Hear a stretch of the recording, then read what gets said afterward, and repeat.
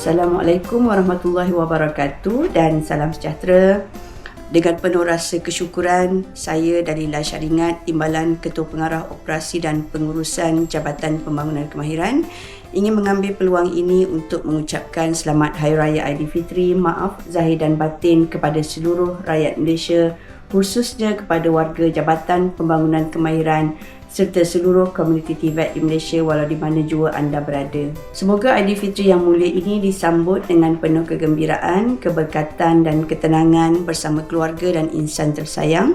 Semoga Aidilfitri ini juga menjadi ruang untuk kita mengeratkan lagi ukhuwah, menyuburkan nilai kebersamaan serta memperkukuh semangat dalam meneruskan tanggungjawab dan amanah yang dipikul.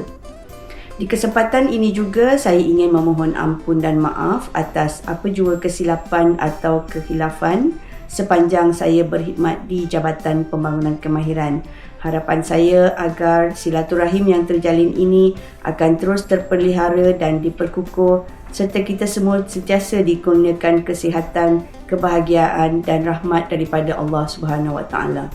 Selamat Hari Raya Aidilfitri, maaf zahir dan batin.